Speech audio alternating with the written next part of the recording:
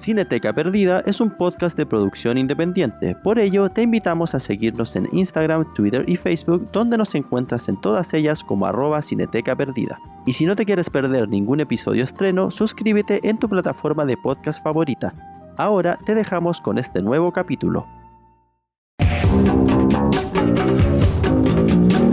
Bienvenidos a un nuevo episodio de Cineteca Perdida. Mi nombre es Claudio Tapia y en esta ocasión estoy acompañado de mi amigo Esteban de la Vil. ¿Cómo estás, Esteban? Bien, aquí estamos, Claudio, listos para repasar otro clasicazo ochentero. Así es, porque desde el año 1986 a este episodio llega The Fly o La Mosca del director David Cronenberg. Pero antes de continuar con la conversación, Esteban nos va a contar una breve sinopsis de la película y seguimos. Dale nomás, Esteban. La ambiciosa reportera Ronnie Quaife, quien es interpretada por Geena Davis, quien cree haber encontrado la historia de su vida tras conocer al excéntrico científico Seth Brandon, quien es interpretado por el crack Jeff Goldblum. Este le muestra su increíble invento, una máquina capaz de teletransportar materia.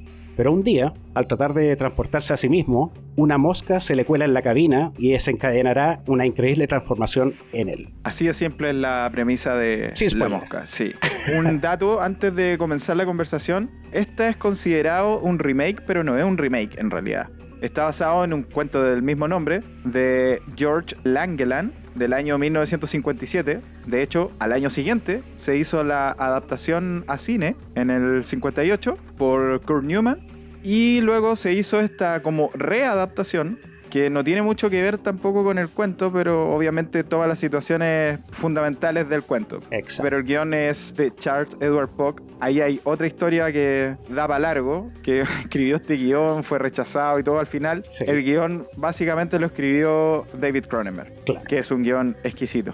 Pero bueno, eso lo iremos viendo. Esteban, ¿te gusta mucho esta película? Sí. Bueno, yo nací a principios de los 80 y me crié con harta fascinación por el cine de terror y medio raro, medio freak de esa época. Uh-huh. Y nada, o sea, La Mosca clasifica completamente para esa categoría porque no solo era y todavía es bastante chocante, de acuerdo a lo que me he dado cuenta cuando la recomiendo, sino que también es una muy buena película, o sea, tiene una buena trama, uno queda súper colgado. No es solamente ver una película, no sé, un poquito asquerosilla, que no lo deja de ser, pero es una muy buena película que representa muy bien a esa década, encuentro yo. Ya, o sea, es una película que tú como que te repetís siempre, ¿o no? Sí, de hecho, yo se la mostré a mi hermano chico, que tiene 10 años menos que yo, y onda, una de sus películas favoritas de la vida. Ah, ya. Lo que me hace ver que se mantiene bien, indiferente a los años. Mi historia con la película es bastante particular, weón. Me pasó el fenómeno muy parecido a algo que mencioné hace algunos capítulos en el episodio que hablamos de Punto de Quiebra. Ah, ¿en serio? Ya. Sí. Yo sé lo que habláis, así que dale.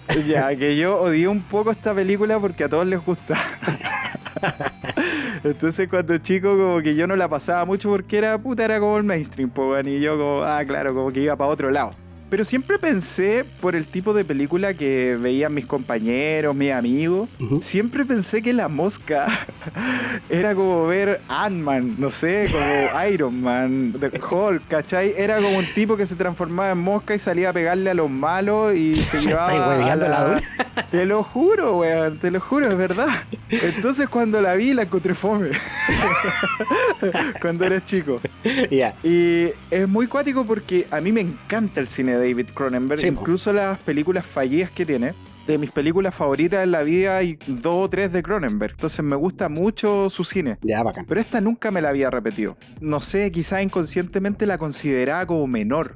Pero en realidad que la vi con otro ojo y la vi hace muchos años, décadas. Entonces ahora que me tocó verla para el podcast, la vi 2 veces, weón. La encontré pero genial la película. Ya, qué exquisito. La encontré obra maestra, weón. Sí, qué película, weón. Qué buena película. Todos los subtextos que tienen son maravillosos, porque eso hay que tener muy en claro cuando uno ve cine de horror, o este cine medio como que es de terror, pero es medio inclasificable en realidad. un poco como El hombre lobo americano en Londres, como ese tipo de cine. Suelen ser las mejores, al final, las que como que experimentan, como que abarcan lo que necesitan, no se definen por un género. Claro, como que si quiere tomar de un género lo toma, si quiere tomar de otro poquito y así. Exacto. Es una buena mezcla finalmente. Pero claro, en estas películas como de horror siempre lo más válido es el subtexto. Por eso yo encuentro que las películas de horror generalmente en el mundo del cine son muy subvaloradas. Hay cachado que las películas de horror nunca están como en estos premios, los Oscars, los Globos de Oro. Siempre son como las típicas películas o los dramas o las comedias o películas que son como más definidas en su género. Bueno, y el horror siempre es como dejado de lado, es como visto como algo menor. Es como el patito feo. Sí, el patito feo de la historia, pero el horror es muy, por lo general digo, difícil de hacer porque el horror contiene ese subtexto.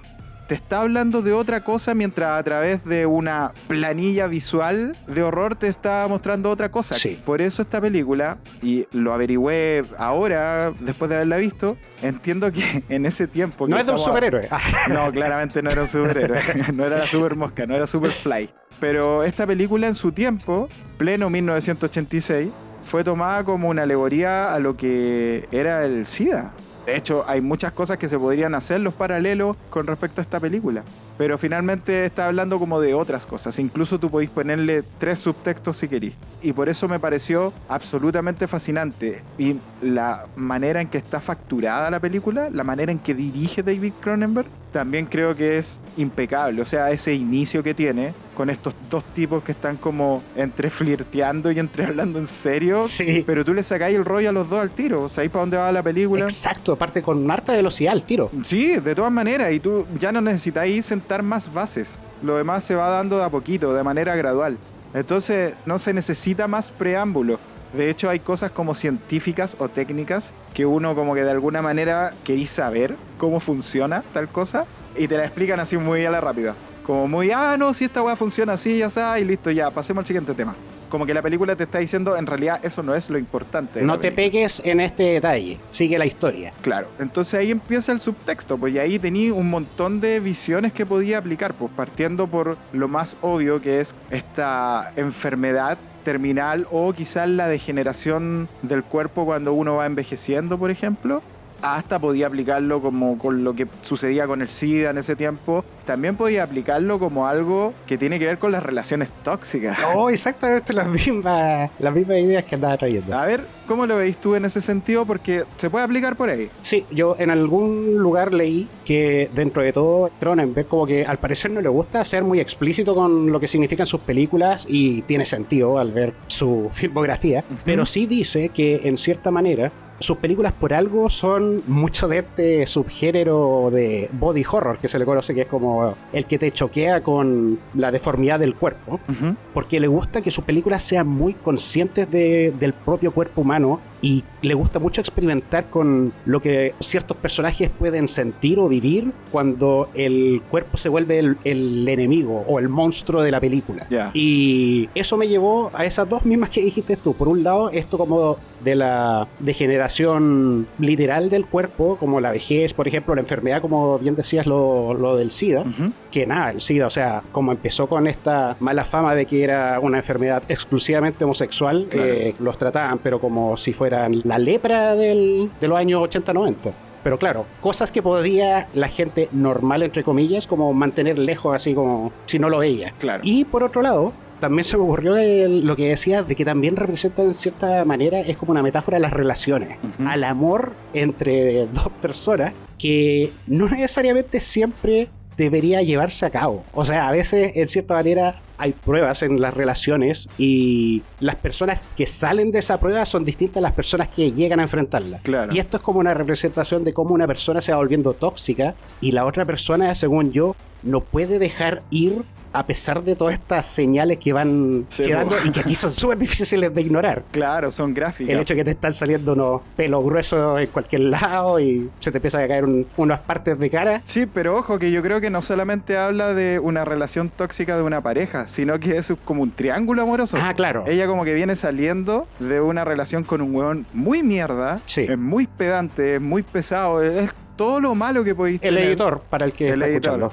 Y entra esta otra relación donde al principio todo es amabilidad, todo es amor, todo es ternura, ¿verdad? Y después cuando él de alguna manera como que obtiene lo que está deseando, que es a ella carnalmente, como que después de eso, o sea, obviamente no es después de eso, pero como que después de eso, porque en realidad es después de hacer el experimento, después de eso el weón se empieza a volver un pelotudo también.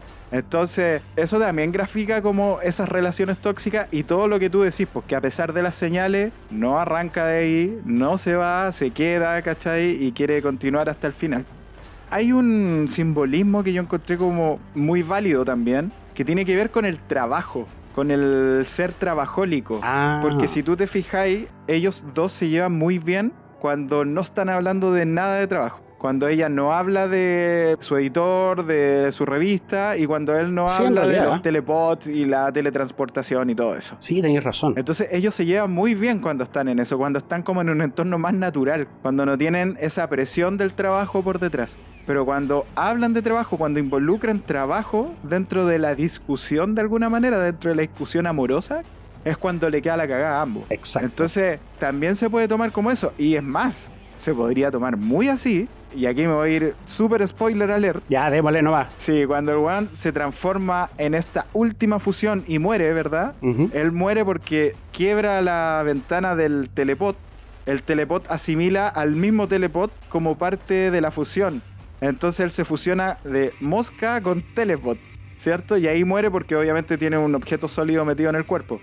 Entonces también es una metáfora de eso, po, de que al final, si involucráis tanto el trabajo en tu vida, el trabajo te va a terminar matando. La dura. Entonces me parece que son muy válidas todos esos simbolismos que uno puede hacer paralelos con esta película. Sabes que te escucho y lo veo por el lado de todos los problemas, ahora que lo pienso, siempre son con lo ambiciosos que son ellos con sus propios trabajos. Porque ella como reportera siempre está como empujando esta tensión de querer publicar. Y si no es ella, es el editor el que está presionando. Claro. Y por el otro lado, él no solamente obsesionado con su invento, que para que andar con weá es el increíble invento, pero también se va fácilmente en mala. Como por ejemplo, en algún momento empieza a presionarle a ella para que pruebe la máquina. Métete a la máquina y si no te metes, buscaré a alguien que sí se la pueda conmigo. Y como que el tiro se va en mala, así como... Tenéis mucha razón que las temáticas de pega de ambos son los que provocan los mayores conflictos dentro de la historia.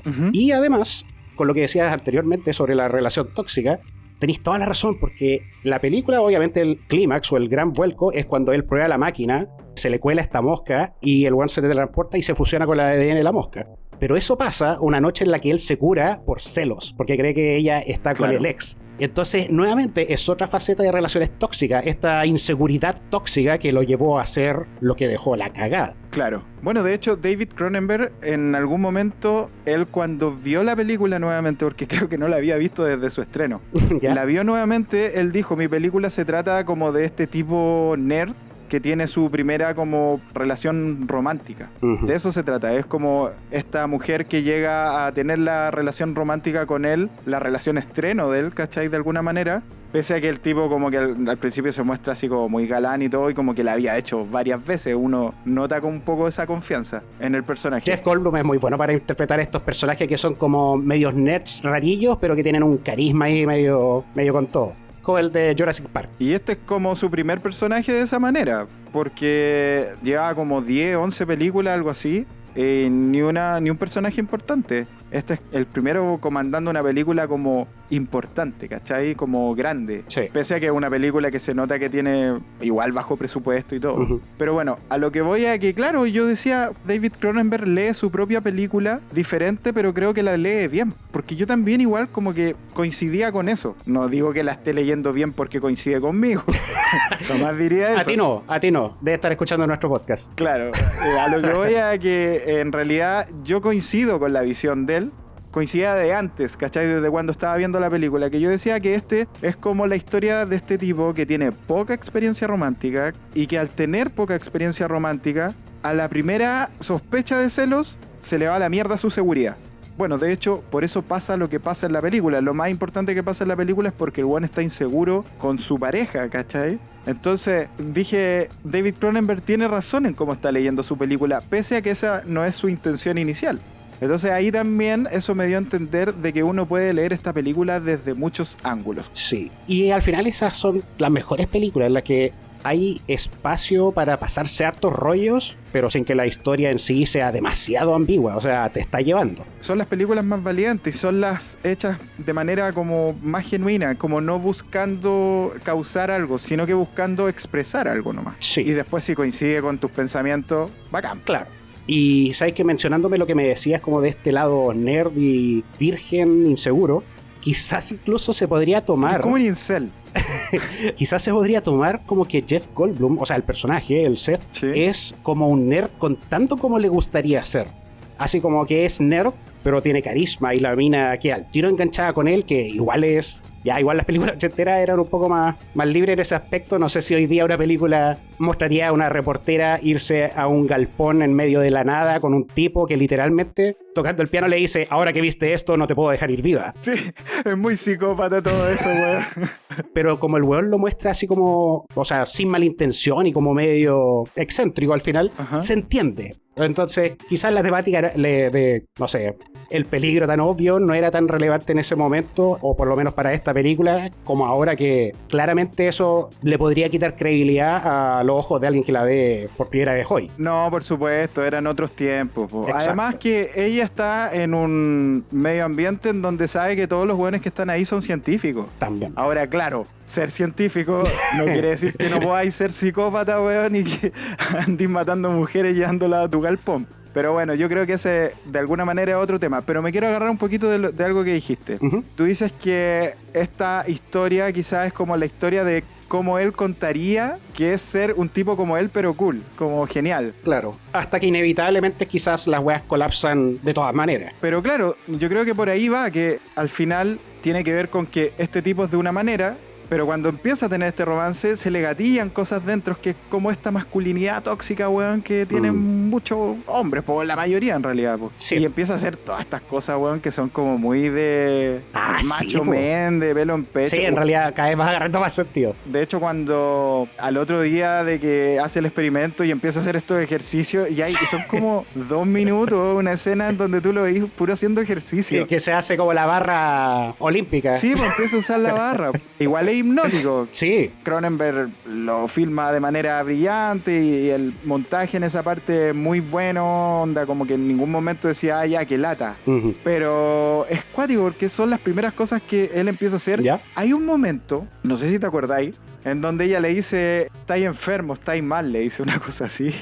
Y igual le dice, ¿te parece que estoy enfermo? ¿Que esto te parece enfermo? Y empieza a darle golpe a la pared y a romperle al weón. Y él no viendo que su actitud es fuera de lo común, así como, mira esta normalidad. Es súper violenta, po, A cagar. weón, ¿cachai? Si ella se sobresalta también. Ujú. Incluso en la escena cuando está echándole azúcar al café, Ujú. porque se supone que los insectos lo que más buscan es azúcar Claro. y agua, o glucosa y agua. Ujú. Es como lo principal que los insectos se alimentan. Entonces le está echando azúcar, ¿verdad? Y está como así como, ¡garzón! ¿Cachai? Llamando al weón mientras le está contando como otras cosas a la Verónica. Y es como que el weón se hubiese pegado unos jales, así Sí. como que hubiese estado en coca. Y como que golpea la mesa y hay como toda una violencia. Y ella como que entre que se ríe y como que entre que se preocupa. Sí. Entonces tú tenés todos esos momentos, o cuando lleva a la mina a la casa, que esa es otra parte muy penca del personaje. Claro. Empieza a tener todos estos comportamientos de mierda. Sí. De machirulo tóxico y todas esas weas. Sabéis que tenía harta razón, porque si uno le quita los cambios físicos y le quita onda esto de ir perdiendo un poco la percepción con la realidad, es como que lo que le hubieran hecho a él es como inyectarle testosterona a la médula. Sí. Y como que el tipo se va volviendo más macho. Y de hecho, como que de repente lo muestra y el nerd está lleno de caluga. Y no sé, la muestra, por ejemplo, súper explícita de el macho de los 80 que le hace el gallito a un tipo en el bar y le termina reventando el hueso. Sí, le quiebra como la muñeca. Igual es como mula esa parte, porque en realidad como que se le podría haber quebrado cualquier parte del brazo menos esa. No sé, era como el antebrazo, según yo. Que ahí se le, No, ¿o no, es como ¿O de la muñeca, sí, es casi en la muñeca. Pero claro, es exactamente el tipo de weá que hace el macho alfa demostrando su fortaleza. Sí. Entonces, encuentro que calza mucho con esta idea de un nerd imaginándose lo que quiere ser. Ser este bueno, esto ya es el cliché del 90% de las películas gringas, pero el nerd que quiere ser el mariscal de campo y agarrarse a las cheerleaders, que es como el estándar de lo que quiere el adolescente norteamericano. Claro. Y en cierta manera esto sería como ver a personas que quedaron pegadas en esa etapa o que recién les explota y la excusa de todo esto es un experimento científico. O que también tienen esa etapa adolescente joven no completada, pues no la tienen, les falta algo. Oye, pero yo quiero decir algo, weón, antes de continuar. Yo vi esta película, bueno, después la paré y la vi de otra forma, pero yo vi esta película almorzando, weón. Y fue una pésima experiencia. No, o sea, claramente tuve que parar y, no sé, me puse a ver otra wea. Y almorcé y después la vi al rato después. Pero sí, es muy poco aconsejable, weón, ver esta película comiendo. ¿Cómo habrá sido para esos weones que pasan comiendo en los cines? La dura. Y de repente aparece este weón así, vomitando. Y ese es el tema que me gustaría destacar, es el uso de esta asquerosidad que está tan bien hecho, porque a pesar de que David Cronenberg como que le gusta hacer gráfico como con propósito, le gusta que cuando veas algo deforme realmente te choque y no sea como una película gore que te está mostrando tripas todo el rato, ¿cachai? Claro. Y eso es lo que llega, porque al final estás teniendo este romance y de pronto tienes la escena del mono cuando trata de hacer la primera transformación y es como te pega porque, bueno, para el que no la ha visto, el primer intento del mono, el mono se transporta de una cápsula a otra, pero se invierte de adentro para afuera. Sí. Literalmente es al mono como si lo hubiera dejado la piel por dentro y los órganos por fuera. Es una weá muy chocante. Sí. Más encima se está moviendo, no, se freak. Sí, ¿no? Y está sufriendo, así. Exacto. Y esa es la gran gracia también que creo que tiene esta película, que es uno de los grandes cambios que según entiendo tuvo de la historia original, y es que la transformación no es como la de Franz Kafka, en el sentido de que el cambio es de un momento a otro. Claro. La película se trata mucho sobre la transformación, pero progresivamente. Cómo va degradándose este ser humano. Pero no solamente progresivamente, sino que lo que Cronenberg quería era que de verdad este ser humano hubiese tenido una fusión de genes, ¿cachai? No como que se empezara a convertir en una mosca, porque la película de 1958, el tipo se va convirtiendo en una mosca. De hecho, tiene una mano de mosca, ¿verdad? Así como peludita, negrita, ¿verdad? Y después el weón tiene una cabeza de mosca. Su cabeza es una cabeza de mosca. De hecho, hay un capítulo de Los Simpsons que es de estos como especiales de Halloween. ¿De Halloween? No, son buenos. Sí, donde Bart le pasa lo mismo, pues. Pero esto está como más basado, no tanto en la película de la que estamos hablando, sino que es la del 58, en donde él queda con la cabeza de mosca. Claro. Pero acá no, pues acá estamos hablando como de una fusión de genética. Entonces él empieza como a desarrollarse con esos genes fusionados. Y eso era lo que quería David Cronenberg, y por eso es tan importante el trabajo de Chris Wallace, que es el encargado de diseñar estas criaturas y de ir diseñando las etapas que tiene de evolución el personaje Jeff Goldblum, Seth. Porque lo vamos viendo de a poco. Es un poco como lo que pasaba con la película que mencioné antes, con un hombre lobo americano en Londres. Ese amigo que lo pena a él, o que de alguna manera como que él se imagina, como que nunca sabemos bien. Sí, pero que se le va apareciendo. Claro, que se le va apareciendo. Y él está muerto, pues entonces, claro, los primeros días como que le aparece así como blanco nomás. Y después ya el segundo día aparece como con un pedazo de carne cayéndosele de la cara y así. Entonces se va degradando. Acá hace un poco lo mismo Chris Wallace. Sí. Y claro, tiene esa evolución y tú la vas notando. O sea, al principio el weón se parece al Michael Jackson de Thriller, pero después ya lo veí y parece como un boxeador que le sacaron las chuchas. Sí. Y después ya la weá entra al terreno asqueroso, pero ya de plano. Sí. Y termina con una asquerosidad aún mayor. Muy buena al final. Pero a eso voy, onda, como que es muy inteligente lo que quiso buscar David Cronenberg con esto, porque le da realismo a una película que no tiene realidad por ni una parte, más allá de las relaciones humanas que se dan dentro de la misma historia. Es que ese es el tema. O sea, si alguien te vendiera la película y te dijera simplemente, no, de un que se transforma en una mosca, puta, diría, no sé, no me dice mucho, pero es la historia detrás de este weón que se está transformando y de quienes lo rodean, que al final son en realidad dos personajes. Eso también habla harto de la película, que son la historia entera son tres, en realidad, en estos tres personajes. Claro. Me gusta mucho la parte final, porque va escalando y escalando y escalando y es como, conchetumare, ¿cuándo para esto? Sí. Con respecto justamente al final y a estas escenas bien crudas, como no tengo muchas veces la oportunidad, quería mencionar un poquito este género que a mí me gusta tanto, que es el body horror, porque La Mosca es probablemente de las mayores exponentes o más celebradas, que este subgénero del terror que, como te digo, te choquea con la visceralidad de las cosas o con lo asqueroso que puede ser la biología muchas veces del mismo cuerpo humano. Claro. ¿Y por qué me gusta tanto? Me puse a sacar el rollo un poco de quizás por qué, y creo que es por este miedo de la transformación, en la que dentro de todo el horror no viene de un agente externo, sino que ya está dentro de tu propio cuerpo y no tenías a dónde huir. Claro, y es inevitable. Exacto, perdiste como tu santuario más íntimo, que es tu cuerpo, tu vida. Sí. Y cómo se usan estos elementos es lo que destaca las películas buenas de body horror de las malas. Claro. Tenéis dos tipos. Tenéis el del tipo que el horror de estar siendo transformado, como sería en este caso, o como en la gran Estados Alterados, no sé si la has visto, una también de los 80. Sí. O el miedo es a convertirse en eso, o a ser transformado, como la invasión de los Body Snatchers. O como por ejemplo Alien que es esta criatura que te quiere agarrar y que en cierta manera te quiere violar para reproducirse. Claro. Y tu cuerpo es el afectado y se termina deformando, explotando, etcétera, etcétera. Exacto. Y la cosa que es una mezcla de dos, porque tienes tanto unos agentes escapando de él como gente que está infectada. Entonces, creo que La Mosca captura súper bien el concepto de la transformación en sí y lo lleva a una humanización de esta premisa que, como tú dices, podría ser como absurda, pero por lo bien escrito que están los personajes y dentro de todo lo carismáticos que son, uno termina importándole y uno termina creyéndose incluso cuando ya no es un humano. O sea, estás viendo una criatura deforme que ya no parece nada un humano, pero sabes que es Seth. O sea, es tan así que hay un momento en donde, spoiler alert de nuevo, muy grande, Sí, démosle. que cuando ya es Mosca, él le pesca la escopeta a ella y se la pone en la cabeza y le está diciendo, mátame, le está pidiendo la eutanasia finalmente. Exacto. Incluso eso es muy humano dentro de todo. Y tú estás viendo una mosca gigante, asquerosa, toda babosa, horrible, llena de sangre. Con pedazos botados por toda la pieza. Claro, con pedazos de carne, de todo. Incluso eso creo que lo hace muy humano y por eso esta es una película que uno podría calificarla como un drama humano, básicamente. Sí. Más allá de todo el horror y todo el fluido. Sí, y de una relación tóxica, como habíamos dicho, en la que al final las consecuencias de no alejarse de esta situación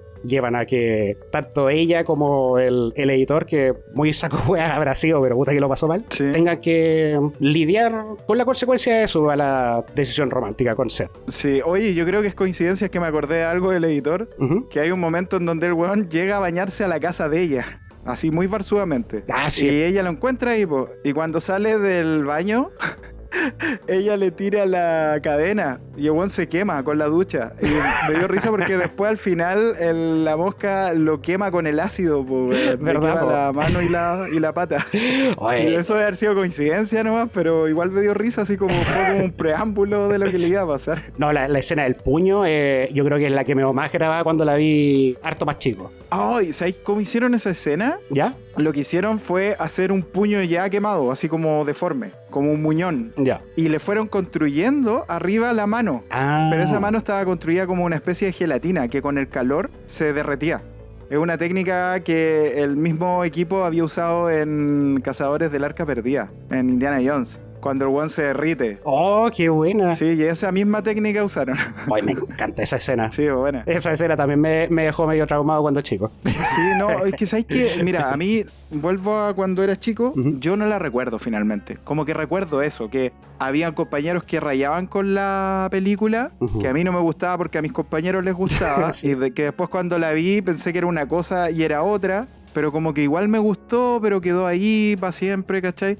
Entonces creo que de alguna manera el haberla traído al podcast ahora, y voy a hablar a tono muy personal, siento que de alguna manera dentro de mi vida le hice justicia a esta película, porque de verdad que me parece una maravilla. Sí. Creo que no tiene nada de más, salvo ciertas cosas que están como muy clavadas en su tiempo, Claro. que no envejecen bien, sobre todo este trato a las mujeres en general. Pero que uno sabe que en su época no era tema. No, por supuesto. Pero nada, onda como que todo lo demás me pareció súper bien. Hoy anoté algunas cosas que me dieron risa. Bueno, el asunto como de la misma ropa, que el weón como que se compara con Einstein. ¿Cachaste esa weá? Que él tiene como un ropero lleno de la misma ropa, la misma chaqueta, los mismos pantalones. Porque ella le dice, no te cambiéis la ropa nunca. Así como que le intenta decir, weón, así como andáis siempre con la misma ropa de onda, una weá así. Y él le dice, no, me cambio todos los días. De ahí sacó sus ideas Mark Zuckerberg de repente. Sí. Dijo, este es un genio científico. Claro. Y no sé, bueno, también había notado todo eso de los cambios físicos, pero también los cambios mentales, porque él mientras más cambia físicamente, más va cambiando mentalmente. Él pasa como las etapas del duelo. Como que al principio está en negación, después está como en una actitud rebelde, después está como en una aceptación. Como que pasa por esas etapas del duelo que generalmente suelen inmiscuirse en las historias cuando los tipos tienen cambios muy grandes. Oye, hay algo súper grande que no hemos mencionado y es el hecho de que ella queda embarazada. Ah, sí, pues. Y tiene un sueño de mierda. La escena del sueño en la que está teniendo el parto, oye, es súper freak. Para los que no lo han visto también, el spoiler. Ella está dando a luz ahí en medio de todos los doctores y saca una larva del porte de un perro. Sí, una weá gigante, asquerosa. Oh, y ese es como, concha tu madre. Y de verdad no creí que era un sueño. Eso uno ya está tan acostumbrado así, está soñando, esto no puede ser real. Yo de verdad dije, eso pasó y no te da el tiempo como para realmente analizarlo porque despierta ahí. Es fuerte el concepto. Está la Mosca 2, po, y eso es lo que pasó. Al final como que el sueño lo tomaron como realidad y se supone que eso es lo que pasa en la Mosca 2, pero la Mosca 2 vale hongo para toda la gente que ve la Mosca. O sea, esta es una película totalmente distinta. Esta es como la comparación que alguna vez hicimos de Duro de Matar. Sí. Duro de Matar 1, pese a que son muy parecidas y a que tienen los mismos personajes, no tienen nada que ver con las Duro de Matar que vienen. No. Duro de Matar 1 se trata de otra cosa, no se trata de lo que se trata el resto de las Duros de Matar. Y con la Mosca pasa lo mismo. Exacto, es simplemente el mismo personaje en otra situación. No, estoy hablando del subtexto, por si acaso. No como con lo que pasa con el personaje, estoy hablando del subtexto. Ya. Acá tú cachai que le sacamos como 3 subtextos a esta película, pero a la Mosca 2 se trata de una cosa nomás. Y lo mismo pasa con Duro de Matar. Claro. A eso voy, por eso esta película es tan especial y por eso una película como La Mosca 2 podís no verla y no te perdís de nada en la vida y esta experiencia sigue siendo la misma. O sea, esta película fue hecha para ser una. Sí, por supuesto. Bueno, todas las películas en realidad, salvo que esté proyectado. Una cosa mutante que descubrí ahora pegándole esta investigación es que Mel Brooks fue el productor que financió la película. Sí, pues, leí que justamente, como no les había tincado esta película de los productores iniciales, Mel Brooks salió a rescatarla, que tenía su propia productora. Sí, pues, pero Brooks como Films. no quería que la gente creyera que esto era una comedia de Mel Brooks, sale anónimo. Sí, no sale acreditado. Sale solamente Brooks Films, así como a los créditos al final, pero no Mel Brooks en sí. Un poco lo que pasó con El Hombre Elefante, que también pasaba un poco lo mismo, porque él venía de producir, de hecho, El Hombre Elefante, y gracias a ese impulso que traía, es que accedió a producir esta película. Que le pareció muy interesante el guión y todo, y bueno, y trabajar con David Cronenberg, que ya se estaba haciendo como un nombre más o menos conocido dentro del circuito. Sí. Sí, no, grande Mel Brooks. Sí. Mel Brooks ha hecho por el cine un poco, diría, como lo que ha hecho Martin Scorsese rescatando cierto cine, weón, que se está perdiendo por falta de recursos. Mel Brooks también hizo su parte como productor con varias películas. Es cosa de buscarlo nomás. Uno busca la ficha de Mel Brooks y va a decir, weón, no puedo creer que es productor de todas estas películas que son súper trascendentes al final. Claro, La Mosca debe ser de las películas más influyentes de terror de los 80. Sí, por supuesto. Y ese es el tema. Es tan fácil que salga mal que no hay muchas películas similares a esta. Especialmente por el tema de este gráfico, que fácilmente puede caer en pasar de ser una película buena a ser una película mala de la que te reís por los efectos. De hecho, hay muchas partes en donde uno debería reírse, weón. No sé, cuando se le cae la oreja, podría ser chistoso en cualquier película. Chistoso digo como en mala, así como Claro. que quisieron hacerlo de verdad, pero en realidad les quedó chistoso. Exacto. Pero no pasa eso, po, weón. De verdad, tú tomáis esa caída de oreja como un drama, po, weón. Es un drama para ese personaje. Exacto. Y es porque los personajes están muy bien construidos desde el principio. Por eso yo hablaba de esta introducción tan rápida que le hace y que tú les tomáis cariño al tiro a los dos personajes. Al grano, desde el principio. Oye, bueno, a todo esto, Me gustaron otros detallitos que tiene la película que son muy chiquititos, que en realidad como que casi no bien alcanzado a nombrarlos, pero no quiero quedarme con la bala pasada. Póngale. Por ejemplo, las gráficas del computador. Me recordaron al tiro las de la cosa. ¿Cachai? Que las gráficas del computador son muy bacanes porque son muy simples, weón. Sí. Y como que no lo hicieron que se viera como en computador, sino que simplemente lo hicieron como gráfica nomás. Sí. Y tú le compráis todo el rato, weón. Es como, loco, esta simpleza, weón, podrían haberlo usado en todas las películas de los 80. ¿Para qué poner la weá como en verde, como a través de un monitor y con el cursor así titilando, weón? Sí. No, era más fácil como esto, así como, ok, aquí está la info que necesita saber el espectador y listo, ¿cachai? No te distraigo más del tema. Sí, por supuesto, pues bueno. Y bueno, la música me gustó mucho, weón, la música de Howard Shore. Creo que es una banda sonora como de las mejores que he escuchado. Es muy tirada como a Bernard Herrmann en Vértigo. Tiene un poco ahí su tributo, su inspiración en esa partitura. Y ¿sabes qué me di cuenta? ¿Ya? De repente estaba viendo la película y yo decía, weón, esa melodía me parece conocida. No me acuerdo en qué minuto, no lo anoté ni nada porque estaba muy metido en la película. ¿Ya? Pero dije, lo voy a mencionar en el podcast. Usted, amigo, amiga, amigue que está escuchando al otro lado, cuando se repita la película, póngale atención a los motivos musicales porque hay un motivo que es igual a Gracias a la vida de Violeta Parra, weón. Mira la weá que le dije. No me di cuenta, pero te por lo si juro acaso. que es verdad. Se me olvidó anotar en qué momento, pero es un motivo que aparece como 2 o 3 veces durante la película. Obligado a verla de nuevo, ¿viste? Sí, va a haber que verla de nuevo. Pero no sé, me pareció como al menos anecdótico haber cachado eso de la partitura. Y hay otro momento en donde él, cuando se teletransporta y el weón se da cuenta de que lo logró, sale de la cápsula, ¿verdad? Y dice algo así como... ¿Is it live or is it Memorex? Ah, no me acuerdo. Y tú decís, ¿y qué quiere decir con eso? Y yo dije, no, a ver, voy a anotar esta frase. Y después la busqué en Google y es el eslogan de una especie como de cassette para grabar música que había en ese tiempo. Ay, que de haber estado pegando en esa época. Claro, y lo mete en la película. También me di cuenta de esa wea. Y lo otro bacán es que empecé a averiguar desde dónde sacó la inspiración Cronenberg para los telepods, porque son muy bacanes, ¿cierto? Esas cabinas son muy bacanes. Un diseño que como que Denis Villeneuve lo podría meter en Duna, por ejemplo, una cosa así.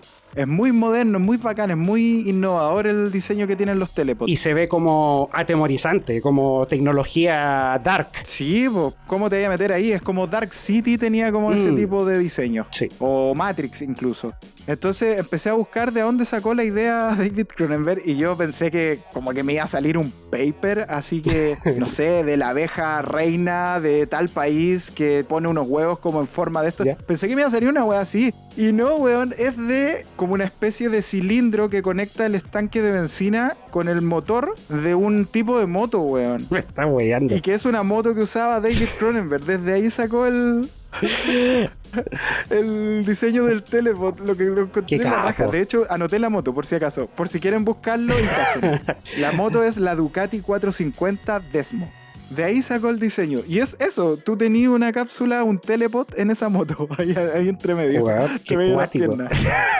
Lo que encontré la raja. La genialidad de sacar inspiración de cualquier lado. Sí, por supuesto. Oye, Esteban, como que igual hemos hablado harto rato ya de la película. Sí. Tenemos que ir como despidiéndonos. No sé si querí decir algo más, algo que te quede en el tintero, alguna cosa. Me quedo dando vueltas como para concluir esta idea de que esta película podría ser una premisa súper ridícula, pero los elementos que hemos hablado, que son los efectos especiales, la calidad de la actuación, la banda sonora, hace que realmente tenga peso. Y me di cuenta, a pesar de ya haberla visto antes, en el momento final, y este ya es el ultra spoiler, ya que el final de la película, cuando Gina Davis le pega el escopetazo en la cabeza a Seth para, no sé, para que deje de ser, no estoy pensando ni en el gore de la explosión de la cabeza, ni en el efecto de la animatrónica como agarrando la escopeta, sino que estoy pensando en que esta mina está matando al weón que ama con una escopeta en la cabeza después de transformarse en un bicho de mierda. O sea, realmente como que debe ser una wea que esa mina la dejó bloqueada para toda la vida. O sea, es como... O sea, es ahí lo que estáis contando y probablemente este podcast va a recibir quejas por lo que voy a decir. Pero lo que tú estáis contando es toda la premisa y toda la historia de la película de Michael Haneke, Amour, la de 2012. Es eso, finalmente, La Mosca. De eso se trata. de una pareja que se enamora, viven mucho tiempo juntos, en el caso de Amour, porque el caso de la mosca no es tanto tiempo, pero se enamoran, uno cae con una enfermedad terminal que termina llevándolo a ser alguien que no es, cambia de identidad de alguna manera, lo mismo que pasa en Amour. Y al final esta pareja toma la difícil decisión para que esta persona no siga sufriendo, el amor de su vida no siga sufriendo, de, en este caso, ponerle un escopetazo en la cabeza, o en el caso de Amour, de ponerle una almohada en la cara. Creo que Amour está inconsciente o conscientemente, no lo sé, basada totalmente en La mosca de David Cronenberg. Lo firmo. Sí. No, pero ¿sabes qué? Tiene mucho sentido porque de hecho lleva como toda la conversación como a cerrar el círculo, ya que la premisa de Amor que acabas de decir mezcla justamente los dos elementos que son la degradación a la vejez con las relaciones amorosas. Exacto. Cuando se van envenenando. Sí. Bueno, yo por mi parte, antes de recomendarla o no, claramente la voy a recomendar, pero para ponerle suspenso a esto, quiero mencionar algunas cosas que se me quedaron, como por ejemplo que el ángulo con el que es tomado este edificio donde está la revista, la Particle Magazine, está encuadrado de una forma en que el edificio parece una araña gigante. Oh, no me fijé. Por si la veis de nuevo, date cuenta de eso. Voy a cachar. Qué buen detalle. Entonces, bueno, tenemos araña, mosca, obviamente. No sé, al menos yo lo vi así. Sí, puede ser. Puedo estar totalmente equivocado. Ay, sí, siempre ponen esos detalles para subconscientemente meterle ideas a uno en la cabeza. También me dio mucha risa el video que ve Statis, el editor, ¿ya? Cuando Seth está explicando cómo come, ¿verdad? Y echa como el vómito, pero nada de eso se ve. Tú veis la cara de este weón, ¿no? Horrorizado con cómo come. Esa weá me gusta mucho, que es muy inteligente Cronenberg en dar vuelta a la cámara cuando el weón empieza a hacer eso. Porque se evita como la asquerosidad en pantalla, pero igual no la evitáis, pues. ¿Cachai? Igual tú te la imaginas y lo que está haciendo, porque se escucha. Y en cierta manera, con eso también no le quita el shock de cuando vomita en la escena ya crítica del final. Sí, pero recordemos que vomita antes. Sí, claro. Cuando dice, oh, qué asqueroso, así como, oh, no me di cuenta. Una wea sí, así. ¿verdad? También me gusta que hay un detalle en que cuando él empieza como a tener esta transformación en el baño y empieza a darse cuenta que se le están saliendo la uña y un montón de cosas más, él abre el botiquín y ya tiene un montón de cosas. Y hay estoy casi seguro, no sé si estaré viendo penes en algunas partes o en todos lados, pero estoy seguro que está el pene de él metido, weón, en un tubo allá adentro. Voy a tener que volver a ver varias cosas. No sé si es el pene de Jeff Goldblum, pero estoy seguro que hay algo muy parecido a un pene metido ahí, porque hay lo que parece un pene, hay como otras partes, una oreja y esas weas. Bueno, iría muy de la mano con este tema del machismo tóxico, que un weón lo único que guarde de su cuerpo sea el pene. Sí, no, pero tiene más cosas guardadas, así que ese es un punto a favor.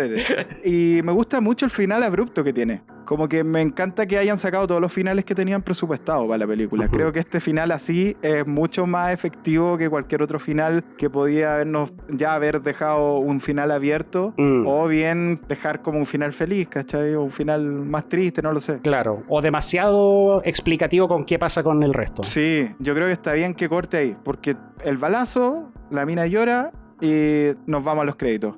Y me gusta mucho también, obviamente, el gran homenaje a Kafka que hace, a la metamorfosis de Kafka, que hace cuando se tira esta línea que dice: soy un insecto que soñó que era humano y le gustó, pero ahora el sueño terminó y el insecto ya despertó. Eso lo encontré así como, wow, así como, puta, amigo mosca, haría asqueroso, pero te ganaste en mi corazón. En ese momento dije eso. Era buen cabrón. Sí. Así que nada, eso, onda, la recomiendo, pero a ojos cerrados. Tienen que verla. Creo que es una obra maestra del horror y una obra maestra también de las películas que tratan como situaciones amorosas o de pareja en realidad. Así que la recomiendo mucho, mucho, mucho. Para mí, una regalona del género. Bacán. Bueno, estamos terminando. Gracias por haberme acompañado en este episodio. Encantado, como siempre. Nos estamos encontrando en otra ocasión. Y bueno, la gente que nos escucha, muchas gracias también. Y escúchennos en el próximo episodio.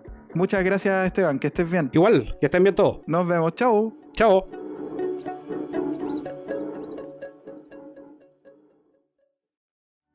Además de Cineteca Perdida, te recomendamos que escuches El Álbum Esencial, nuestro podcast hermano donde se analizan importantes discos en la historia de la música. También te recomendamos a nuestro podcast amigo Se Escucha Desde Acá, con toda la entretenida conversación de Carlos Huerta y Felipe Chandía.